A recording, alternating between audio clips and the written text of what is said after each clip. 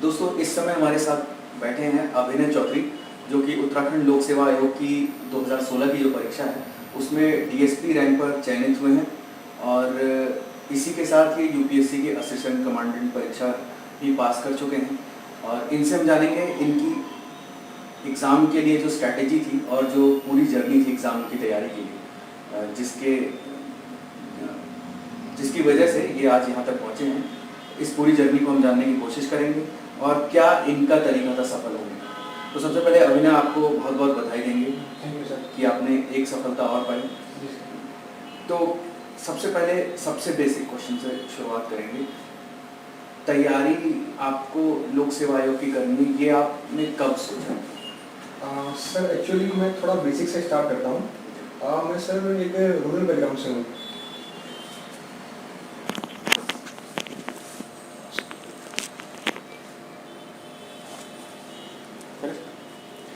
Sir मैं rural background से हूँ, तो मेरी जो एजुकेशन है वो भी मेरे 10+2 मैंने गांव से ही की है। तो वहाँ इतनी अवेयरनेस और इतना गाइडेंस हो नहीं पाता है। लेकिन हाँ, जैसे मैंने बीटेक किया पन्नागर यूनिवर्सिटी से, फिर उसके बाद मेरी 1.5 साल की जॉब है प्राइवेट सेक्टर में एज ए इंजीनियर। तो वहाँ मुझे थोड़ा उस तरह का माहौल मिला कि हाँ, अगर आप सोसाइटी के लिए काम करना चाहते हो, अगर आप सोसाइटी को कुछ रिटर्न करना चाहते हो, तो जो पब्लिक सर्विसेज हैं ये एक बहुत बेटर ऑप्शन है एज ए कैरियर। मैं पहले भी सर जो कॉलेज टाइम में, स्कूल टाइम में मैं स्काउट गाइड का पार्ट रहा, मैं एनजीओ का पार्ट रहा, लेकिन वो सब पार्ट टाइम था। फिर मुझे जॉब में जाके एनालाइज हुआ कि आप इसको एज ए प्रोफेशन भी चूज़ कर सकते हो। और फिर तब से मैंने फिर जॉब को सर छोड़ा और सिविल सर्विस की प्रिपरेशन स्टार्ट की। और 2016 में मेरा सर असिस्टेंट कमांडेंट में यूपीएससी के थ्रू उसमें सिलेक्शन हो गया था। लेकिन साथ साथ में ये यूपीएससी सिविल सर्विसेज और स्टेट पीसीएस की भी तैयारी करता रहा, जिसमें अब आके मुझे उसमें सफलता मिली है और मैं कोशिश करूँगा कि और आगे भी अच्छा करूँ। जब तैयारी आपने शुरू की होगी तो कई बार ऐसा मौका आता है कि सोच तो लिया है, कूद पड़े हैं तैयारी के लिए, लेकिन जैसा रिजल्ट चाह रहे हैं वैसा मिल नहीं पा रहा। तैयारी के दौरान की बात मैं कर रहा हूँ। तो उस टाइम पे अपने आप को मैनेज करने के लिए, जितना आपने टारगेट रखा है नहीं पूरा हो पा रहा है, तब आपको कैसे मेंटल लेवल पर मैनेज करते हैं?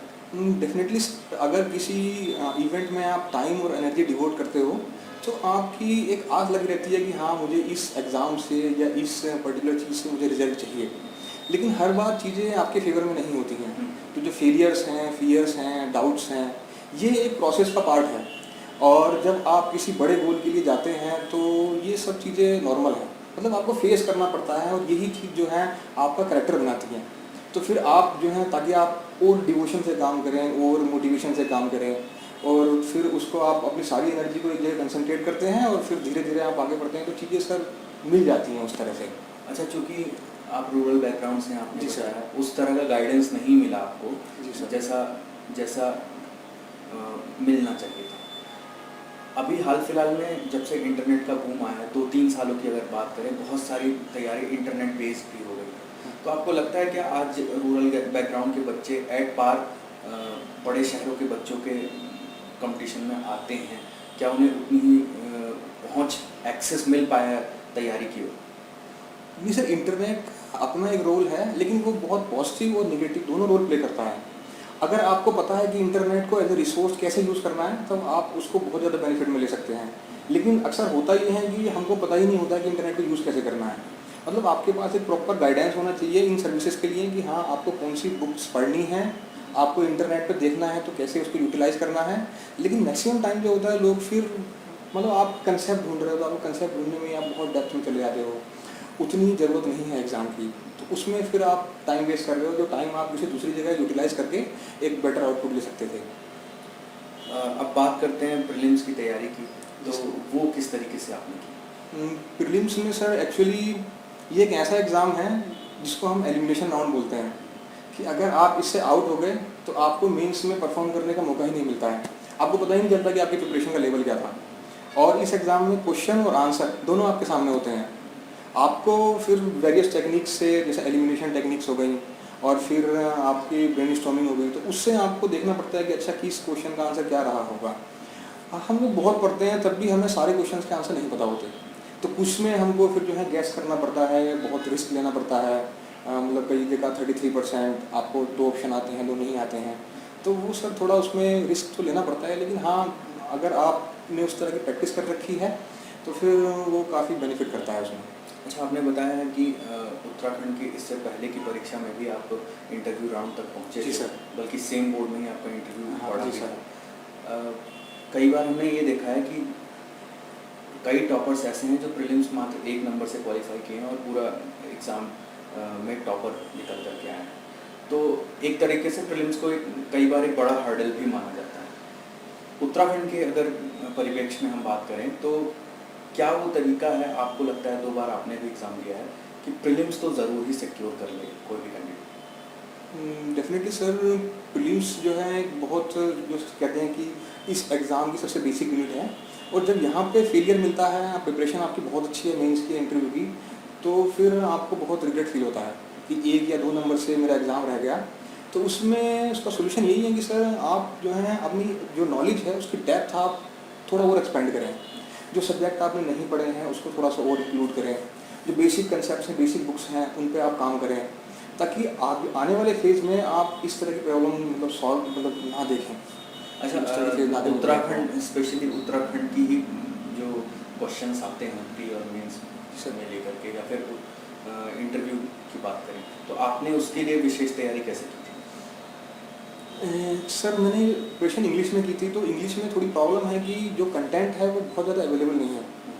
अवेलेबल है तो बहुत ही फ्रेगमेंटेड है, आपको बहुत सारी बुक्स पढ़नी पड़ती हैं, लेकिन तब भी आपको सारी चीज़ें नहीं मिल पाती हैं।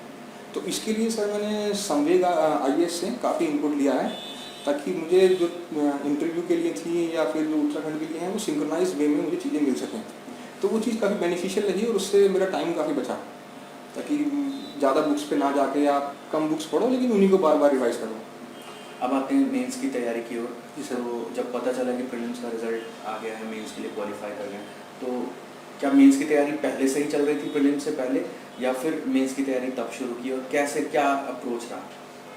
सर एक्चुअल में जो उत्तराखंड PCS का मेंस है वो बाकी जो एग्ज़ाम जैसे UPSC का, जैसे मैं असिस्टेंट कमांडेंट का एग्ज़ाम पहले दे चुका था, UPSC का मेंस दे चुका था, तो उनसे काफ़ी कुछ मिलता जुलता है।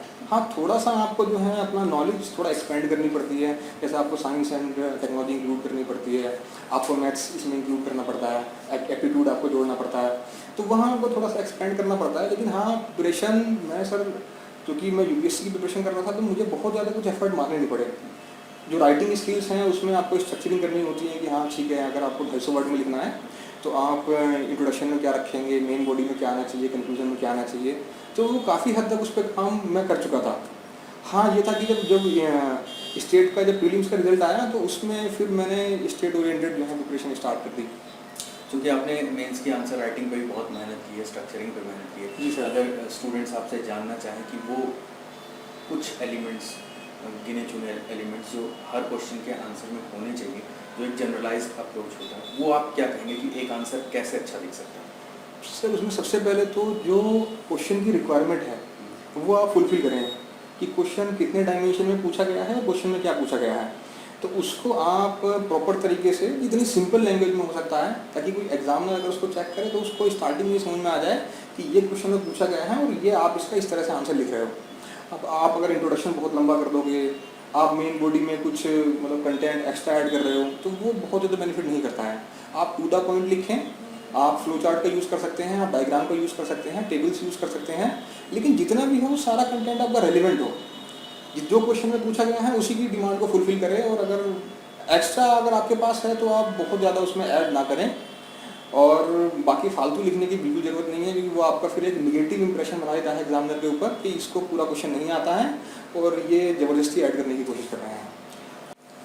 हाँ सर, इसमें ज्योग्राफी में आपके one of the highest marks रहे हैं, तो ज्योग्राफी की तैयारी के लिए मेंस के लिहाज से अगर देखा जाए तो कैंडिडेट्स को आप क्या सुझाव दें कि जितना भी वो लिखें उसमें मैक्सिमम स्कोर कर पाएँ? डेफिनेटली सर, मेंस में ज्योग्राफी मुझे वन ऑफ द हाईएस्ट मतलब आई थिंक 152 मार्क्स मिले हैं, और उसके लिए मैं कहना चाहूँगा कि जो ज्योग्राफी है आप उसको स्पेशल डायमेंशन से जोड़ें।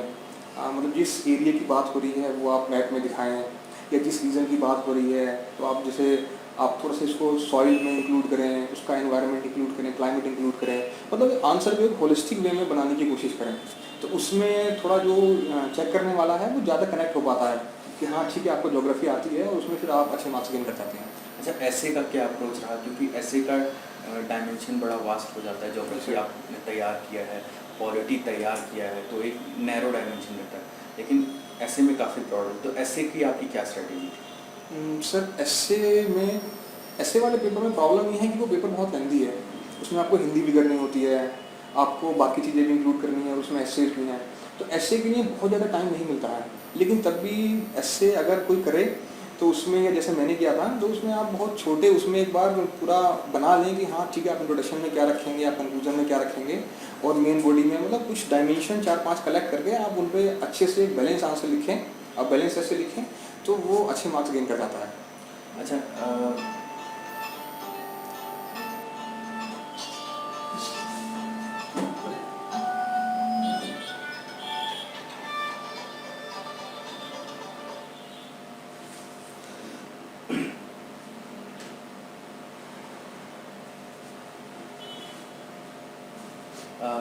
आपको लगा सारे मेंस पेपर जितने भी मेंस के हुए, उसमें आपको क्या लगा, कहाँ आप सुधार कर सकते थे, किस पेपर में? सर एक्चुअल में जो मेंस का एग्ज़ाम है वो थोड़ा एनालिटिकल टाइप का होता है। उसमें आपके थॉट, आपकी थिंकिंग प्रोसेस, आपकी स्ट्रक्चरिंग वो सारी डिपिक्ट होती है। तो एक एग्जामिनर जो है वो आपको आपके आंसर, आपके राइटअप से पहचानता है कि आपको कितना नॉलेज है, आप इस कंसेप्ट को समझे नहीं समझे।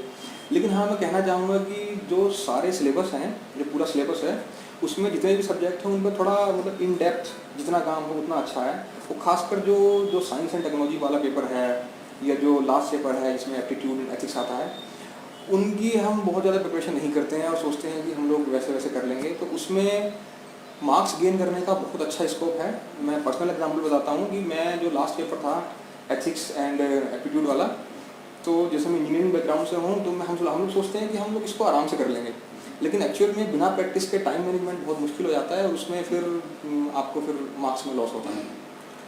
अब ये जानना चाहेंगे इंटरव्यू का, जब आपको पता चला कि अब इंटरव्यू देना है, मेंस क्वालिफाई कर गए हैं, तो उस समय आपकी क्या स्ट्रेटेजी थी इंटरव्यू की? डेफिनेटली सर, इंटरव्यू बहुत ही क्रिटिकल स्टेज है, क्योंकि इंटरव्यू के आगे जस्ट आपको एक रैंक दिख रही होती है कि अगर आप क्वालिफाई कर गए तो you will be in the list, लेकिन अगर वहाँ पे कुछ गड़बड़ हुई तो आपको फिर से वो प्रोसेस दोबारा से रिपीट करना पड़ेगा।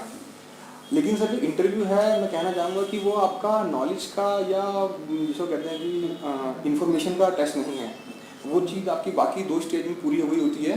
तो नॉलेज में बेसिकली आपकी पर्सनैलिटी देखी जाती है, आपका बिहेवियर, आपका एटीट्यूड, आपका स्ट्रेस मैनेजमेंट, आपके एकेडमिक्स, आपके जो एक्स्ट्रा करिकुलर एक्टिविटीज़ हैं, तो वो सारी क्यूमुलेटिव होके आपके इंटरव्यू में जो है किस तरह से आपका परफॉर्मेंस रहा, उसके बेसिस पर मार्क्स मिलते हैं।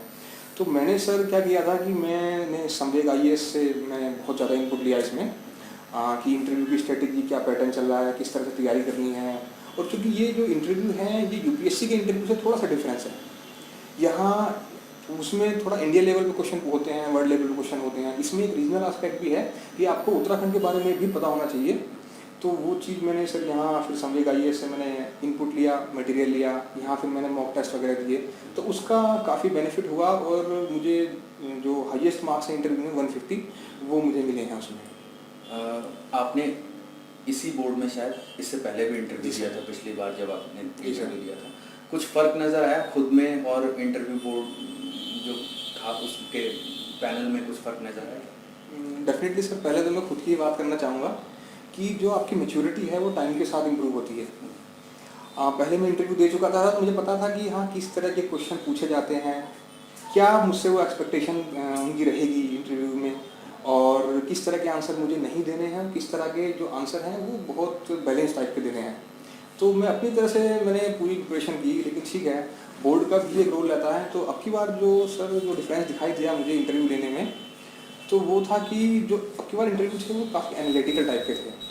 वो आपकी फैक्चुअल नॉलेज ना चेक करके जो आपकी ओवरऑल पर्सनैलिटी है उस पर उन्होंने बहुत ज़्यादा ध्यान दिया, कि ताकि आपकी पर्सनैलिटीज़, आपकी हॉबीज़, आपकी एकेडमिक्स वो सब सामने आए, और उस चीज़ का जो आपने पास्ट लाइफ में किया है, आपने कोई जॉब की हो, अपने एजुकेशन, स्पोर्ट्स, जो भी आपका बैकग्राउंड है, तो उसका बेनिफिट आपकी पर्सनैलिटी में मिल सके और इंटरव्यू में आप जो है उसमें फिर एक परफॉर्मेंस की तरह उसको देखा जा सके।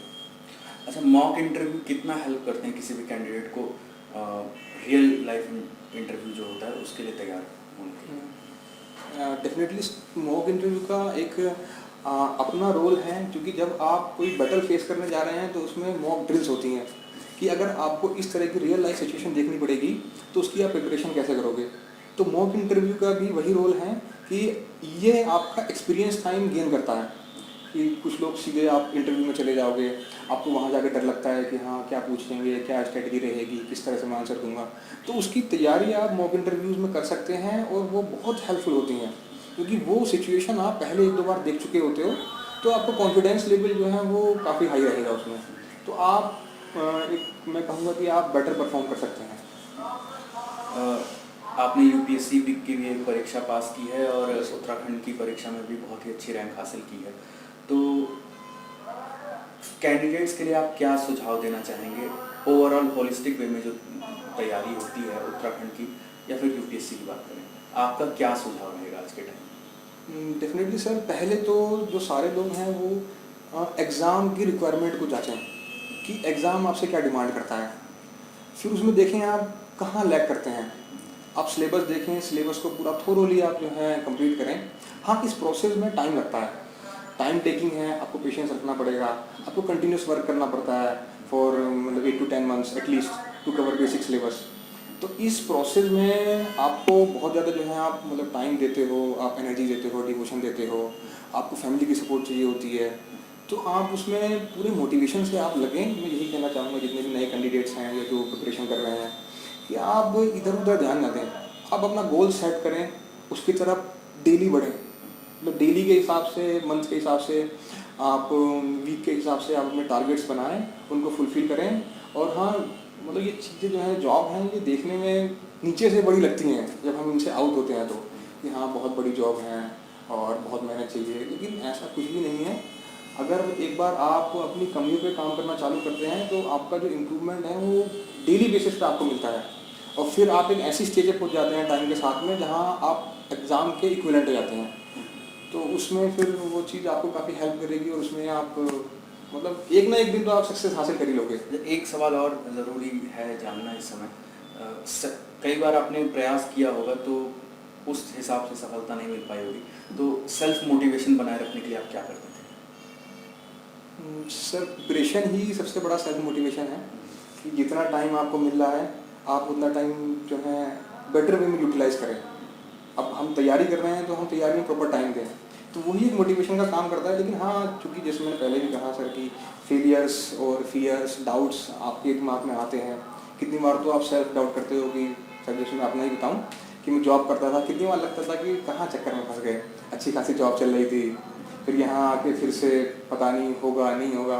लेकिन आप एक पाथ पे आप कंटिन्यू करते हैं तो आप ये जानें कि ये जो सक्सेस है या जो जॉब है ये उसका एक प्रोसेस है, और ये चीज़ अगर आप फेस नहीं करोगे तो वहाँ पहुँचना थोड़ा मुश्किल है, और ये चीज़ें सब नॉर्मल है।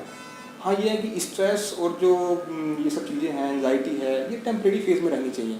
उसके लिए मैं दोस्तों से मिलता था और कभी कभी मूवी भी देख लेता था और फिर फैमिली वालों से बात करता था। तो ये कंटिन्यूस आपको मोटिवेशन और उस फॉर्म में मिलता रहना चाहिए और काफ़ी हेल्पफुल होता है। इस तैयारी के दौरान संवेग से आप जुड़े, वो एक्सपीरियंस कैसा है? सर, संवेग से जो मेरा एक्सपीरियंस रहा वो बहुत ही फ्रूटफुल रहा। जैसे मैंने कहा कि मैंने यहाँ से सर मेंस की टेस्ट सीरीज़ लिखी है। मेंस के लिए मैंने यहाँ पे प्रिपरेशन की, फिर बाद में मैं इंटरव्यू प्रोग्राम के लिए यहाँ पे आया और रिज़ल्ट मैं बोलूँगा कि आई गॉट 150, मतलब highest marks, one of the highest marks. तो आप बोलोगे कि फिर इस हिसाब से तो सक्सेसफुल ही रहा। और चलिए, आप एक अच्छे पद पर चयनित हुए हैं अच्छी रैंक के साथ, और भविष्य के लिए हम आपको शुभकामनाएं देते हैं, और आप इसी तरीके से अच्छा करते हैं, जो भी आपने आगे सोचा है उसमें भी अच्छा करते रहें। संवेग IAS की ओर से बहुत बहुत धन्यवाद। जी सर।